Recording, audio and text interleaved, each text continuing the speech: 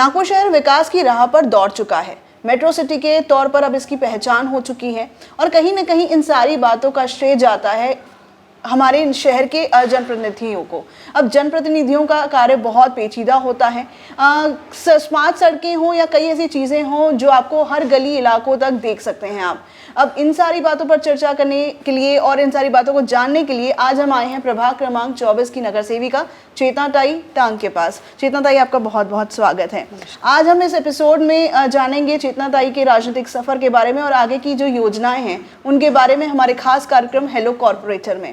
फिर से एक बार आपका स्वागत है चेतना ताई। और कहीं ना कहीं आप इतना बेहतरीन काम कर रही हैं एज अ नगर सेवक और उसके बाद स्कूल को भी संभालती हैं संचालिका। ये अब तक का सफ़र आपका कैसा रहा? देखिए, ये सफ़र दोनों का साथ इसलिए है क्योंकि परिवार साथ में है, लोग साथ में है, इसलिए ऊपर वाले का आशीर्वाद भी साथ में है। तो ये सफ़र अपने आप चलता रहा जी। और यदि लोगों का सफ़र लोगों का साथ नहीं है तो कुछ भी पॉसिबल नहीं है। जी जी। नगर सेविका का काम और एक बहुत पेचीदा काम होता है। कहीं ना कहीं लोग बहुत नाराज़ हो जाते हैं कई मुद्दों को लेकर, तो इन्हें किस तरह से टैकल करती हैं आप? लोगों की समस्या करने के लिए हम जनप्रतिनिधियों को लोग चुन करके देते हैं। तो हमारा भी ये कर्तव्य रहता है, हमारा भी ये सोचना रहता है कि उनके जितने ज़्यादा से ज़्यादा समस्या उनका हल हम निकाल सके। और कोशिश यही रहती है कि हम उनके बीच में जाएं, उनकी समस्या जाने, उनका हल समाधान निकालें और पूरा करने की कोशिश हमारी रहती है। जी जी। काफ़ी नाम है आपका अपने कामों को लेकर और कहीं ना कहीं लोग भी उनके कामों को सराहना करते हैं। लेकिन कहीं ना कहीं एक परिवार को संभालना और फिर अपने काम को संभालना, ये तालमेल कैसे बिठा पाती हैं?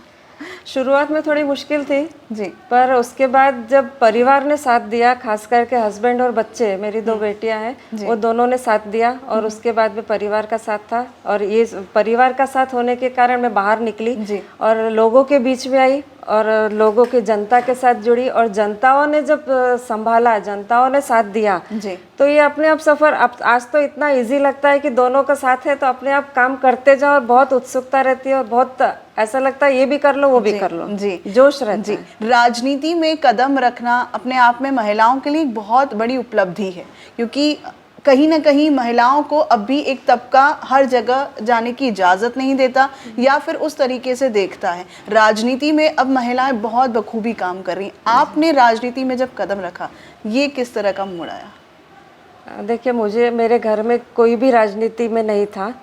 पहली बार मुझे जब टिकट मिली महानगर पालिका की तो मेरे हस्बैंड ने, मेरे सास ससुर ने उनको मान्यता दी कि नहीं ठीक है, लड़ना चाहिए जी। और उसके बाद मैं थोड़ा थोड़ा आगे आई। उसके बाद धीरे धीरे जब सब साथ में होते गए, सब आपस में मिलते गए, तो ये सफ़र ऐसा था कि तब दिक्कत थी, आज कुछ भी नहीं है जी जी। और जब तक सब यही है कि कहना कि लोगों का साथ मिलता गया, लोग से सीखते गए और हम आगे बढ़ते गए। जी जी। लोगों की नाराज़गी कई बार नगर सेवकों से बहुत होती है। कई मुद्दे होते हैं, वो राज़ी नहीं होते या तो फिर जब राज़ी होते तो नया मुद्दा खड़ा हो जाता है। ये जो है, ये आपने किस तरह से देखा है? देखिए, जितना काम करे उतना कम है जी। हर एक की फरमाइश रहती है कि हर एक काम पूरे होने चाहिए जो पॉसिबल नहीं है, क्योंकि नगर सेवक भी किसी के ऊपर डिपेंड रहता है। जैसे महानगर पालिका में हम लोगों को काम करना है तो हम लोग कमिश्नर और महापौर वगैरह जितने भी लोग हमारे रहते हैं, महानगर पालिका से जो फंड मिलता है उससे हम लोग काम करने की कोशिश करते हैं। यदि हमको कम पड़ा तो हम आमदार के पास जाते हैं, आमदार के पास में से फंड लाते हैं, वहाँ भी कम पड़ा हम खासदार से फंड लाते हैं, उसके बाद भी कम पड़ा तो हम सॉरी बोल सकते हैं क्योंकि फंड जितना रहेगा उतना काम हो पाएगा। Very true. मैम, आपको क्या लगता है, आप इतने टाइम से काम कर रही हैं और राजनीति का सफ़र भी काफ़ी अच्छा लंबा रहा आपका, लेकिन ऐसी कई बातें हैं जिस पर ध्यान देने की बहुत ज़रूरत है एज एन कॉर्पोरेटर। कहीं ना कहीं आपको भी लगता है कि हाँ, लोगों की नाराज़गी कहीं ना कहीं सही है और इन बातों में हम कहीं ना कहीं थोड़े कम पड़ रहे हैं? क्या लगता है कुछ ऐसी चीज़ें हैं जिस पर फोकस करना बहुत ज़रूरी है? ये बात आपने जो पूछा वो सही है। फोकस यही है कि हम लोग कोशिश करते हैं जनता की, यदि हम उनके साथ न दे पाए, बहुत बार ऐसा होता है जैसे हमारी ही गवर्नमेंट रही, जैसे हम बीजेपी वाले, तो हमारी गवर्नमेंट महानगर पालिका में रही, स्टेट में रही, केंद्र में रहा, तो हम लोग एक काम अच्छे से कर सकते हैं। और अभी जो गैप है हमको, केंद्र सरकार हमारी है पर बीच की जो सरकार है, राज्य सरकार हमारी नहीं है, उसकी वजह से महानगर पालिका को फंड नहीं मिल रहा है, और महानगर पालिका के फंड न मिलने के कारण हम लोगों को फंड नहीं मिल पा रहा है। उसकी वजह से हमारे बहुत से ऐसे काम है जो पेंडिंग रह गए हैं, जो हमारे नहीं हो पा रहे हैं। और हमारे काम मतलब जनता के काम, यदि उनके काम नहीं हो रहा है तो तकलीफ हमें भी है कि हम उनके काम नहीं कर सक रहे। जी जी, राजनीति को कहीं ना कहीं एक दलदल माना जाता है कहते हैं कि इस दलदल में अगर फंस गए तो बुरी तरह से फंस गए, और आप ना इसकी परिकल्पना की कहीं ना कहीं एक तरह से करेंगे आपकी परिकल्पना को, और आप ना इस क्षेत्र में खिलाड़ी की तौर पर काम करती हैं। आप क्या मानती हैं अपने बारे में? देखिए, मैं राजनीति में ये सोचती हूँ कि मैं जनता के साथ एक समाज सेवा से जुड़ी हुई हूँ, और यदि मैं समाज सेवा करती हूँ तो मेरे खुशी के लिए करती हूँ। मुझे कहीं ना कहीं एक अच्छा लगता है कि मैं अपने लोगों के लिए कुछ कर सक रही हूँ। Very true. और यदि मैं इसको राजनीति मान लूँ, अखाड़े मान लूँ, हमेशा झगड़ा झगड़ी करूँ, तो ये पॉसिबल नहीं है। एक्चुअली कहीं ना कहीं वो एक पर्सपेक्टिव हो चला है लोगों का उस चीज़ को लेकर। भारतीय जनता पार्टी की बात करेंगे मैम, इस यहाँ पर महिलाओं की किस तरह से रक्षा की जाती है, क्योंकि महिलाओं को हर जगह अब एक स्टैंड मिल रहा है, एक सपोर्ट मिल रहा है, तो भारतीय जनता पार्टी में किस तरह से महिलाओं को? भारतीय जनता पार्टी में हमारे दोनों नेता देवेंद्र जी और नितिन गडकरी जी, हमारे शहर अध्यक्ष प्रवीण जी, और साथ में हमारे सभी लोग हमको महिलाओं को मान सम्मान देते हैं, इसलिए हम आगे बढ़ सकते हैं, और उनके नेतृत्व में, उनके मार्गदर्शन में हम लोग काम करते हैं। इसलिए मैं चाहती हूँ कि भारतीय जनता पार्टी जो है, मेरा सोचना है कि भारतीय जनता पार्टी में महिलाओं का सम्मान है, आदर है, इज्जत है, इसलिए सभी महिलाएं यहाँ आगे आकर के काम करती हैं। जी।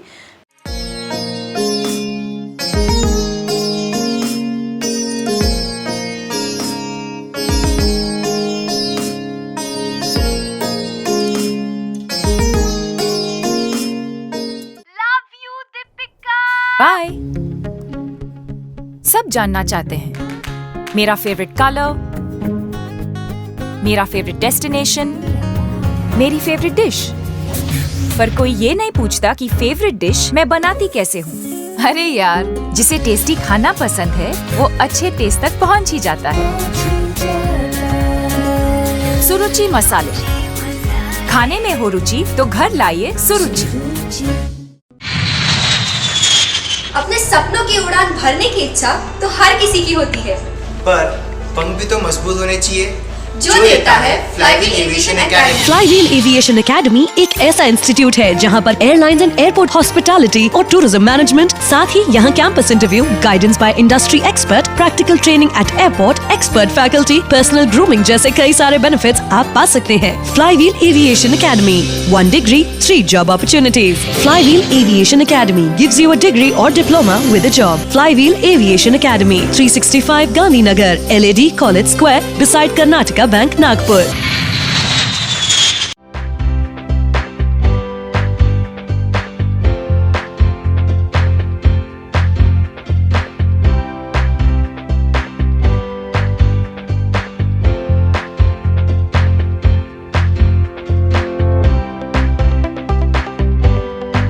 कहीं ना कहीं हमारे समाज में काफ़ी विसंगतियां हैं, जिसको पार करते हुए आप इस मुकाम पर पहुंची हैं। उन महिलाओं के लिए कहीं ना कहीं जो महिलाएं अब भी बहुत कुछ करना चाहती नहीं कर पाती हैं, आप क्या मानती हैं, उन लोगों के लिए आप क्या कहेंगी? मेरा ये कहना है कि महिलाएं ने सोचा है तो वो करके ही रहती है जी, पर एक अंदर से उनको किसी न किसी की साथ की जरूरत होती है। यदि वो अपने को मालूम पड़े, हमारे पास, जैसे मेरे पास कोई महिला आती है कि मुझे ये काम करना है, मुझे ये करना है, तो हम उसको हेल्प करते हैं जी, जितनी कोशिश हो सकती है। और आजकल तो इतनी योजनाएं, महानगर पालिका की योजना है, केंद्र सरकार की योजना है, स्टेट गवर्नमेंट की योजना है, उसका लाभ वो उठा सकती है, उसके बलबूते पे काम कर सकती है। जी। आपके प्रभाग में आपने कई सराहनीय कार्य किए, उस बारे में बताइए कि अब तक ऐसे कौन से कार्य रहे जो आपको लगे कि हाँ आपने बहुत अच्छे से निभाए हैं? हमारे प्रभाग में हमने बहुत अच्छे, पब्लिक बोलती है, यदि पब्लिक ने बोल दिया कि आपने अच्छे काम किए तो सच में हमको खुशी होती है कि हमने अच्छे काम किए। वहाँ पर महिलाओं का एक ही गार्डन महानगर पालिका के माध्यम से हमने खोला है, जहाँ सिर्फ महिलाओं को ही एंट्री है। अच्छा। और वहाँ पे ग्रीन जिम वगैरह सब महिलाओं के लिए है, सिर्फ महिलाएं जाती है वहाँ, खेलती, सब कुछ काम करती है। उसके बाद में कई ऐसे कार्य है जहाँ पे ग्रीन जिम नहीं थे हमने ग्रीन जिम लगा के दिए, जहाँ पे ड्रेनेज सिस्टम नहीं थी वहाँ लगा के दिए। महिलाओं को क्या चाहिए, डस्ट घर में ना जाए, तो उनके घर के सामने सीमेंट रोड हो गई है। डोर टू डोर अभी आप देखो सीमेंट रोड है, गट्टू के काम है। और पानी की व्यवस्था 24 आवर्स हमारे प्रभाग में है, 24 घंटे पानी हमारे प्रभाग में मिलता है। पानी का दिक्कत नहीं है, टैंकर नहीं है बिल्कुल भी। जी जी, कहीं ना कहीं इतने 5 वर्षों में कार्य जो रहे काफ़ी सराहनीय रहे। उसी बीच एक काल आया कोविड का, जो कि एक ऐसा काल था जो किसी ने उस बारे में इमेजिन भी नहीं किया था। उस दौरान भी लोगों को बहुत दिक्कतें हुई, लोगों को समझाना, लोगों को मोटिवेट करना, ये कार्य किस तरह से रहा और आपका रिश्ता किस तरह से रहा लोगों का?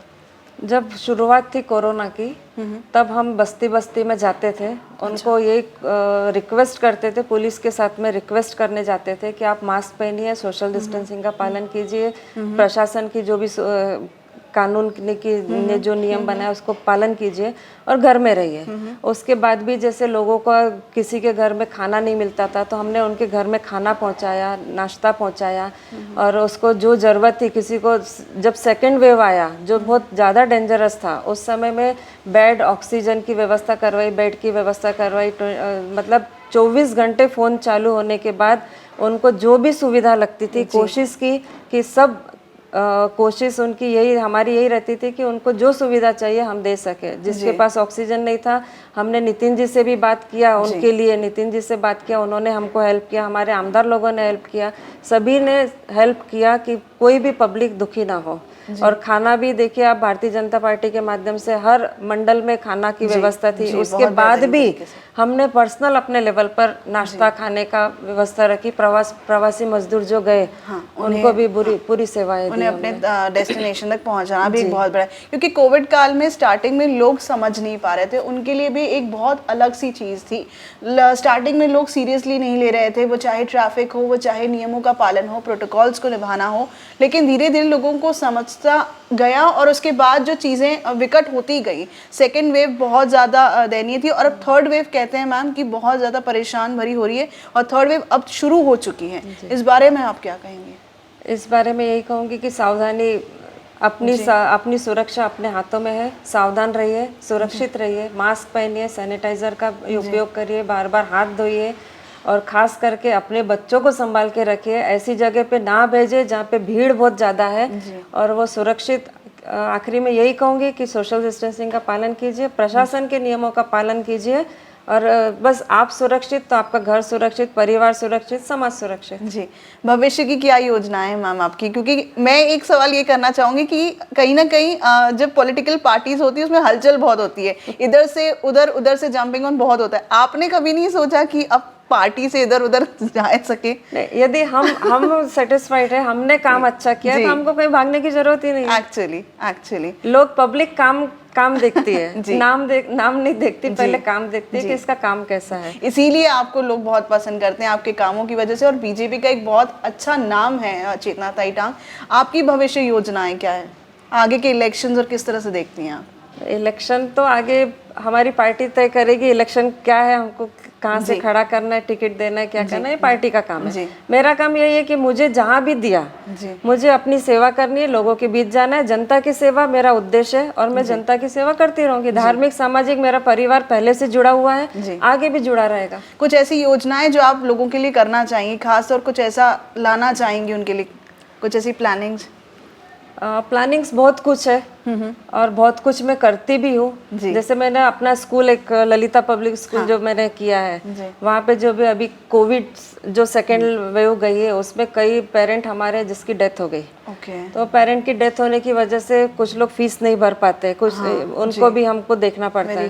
तो मैंने उनके लिए पूरा उनको बोला आप यदि जितना भी दे सकते दीजिए, जो नहीं दे सकता उससे हमने लिए भी नहीं और फोर्स भी नहीं किया है। और कुछ बच्चों को मैं अपने ट्रस्ट के माध्यम से, जो सच में बहुत होशियार बच्चे हैं और जिसके पास कुछ भी नहीं है, उनको मैं फ्री पढ़ाती हूँ। और किसी को जो काम में देना है, मेरे प्रभाग में डिप्टी सिग्नल से कुछ लड़कियां आई थी कि हमको काम दीजिए, जॉब दीजिए, पैसे की दिक्कत है। तो हमने पहले उसको टाइपिंग सिखाई, टाइपिंग सीखने के बाद में अपने स्कूल में उनको जॉब दे दिया। ऐसा काम करते रहते हैं। जी, thank you so much ma'am आपके समय के लिए, और कहीं ना कहीं आपको बहुत ज़्यादा ऑल द बेस्ट, और आपके लिए बहुत सारी आप कहीं ना कहीं जो जनता के लिए काम कर रही हैं वो यूं ही करते रहें, और आपका जो कार्य है यूं ही लोगों को पसंद आता रहे। तो नागपुर शहर की जानी मानी हस्ती के तौर पर जाना जाता है चेतना ताई टांग को। संचालिका हैं ललिता पब्लिक स्कूल की, इसके साथ साथ अपने परिवार को भी संभाल रही हैं और जनता के कार्य को भी बखूबी निभा रही हैं। जनता के लिए अपनी सेवा जो है तत्पर जारी है। हेलो कॉर्पोरेटर में बस इतना ही, फिर मिलेंगे किसी और कॉर्पोरेटर के साथ, तब तक लिए दीजिएगा इजाजत। देखते रहिए BKB न्यूज़। नमस्कार। Thank you.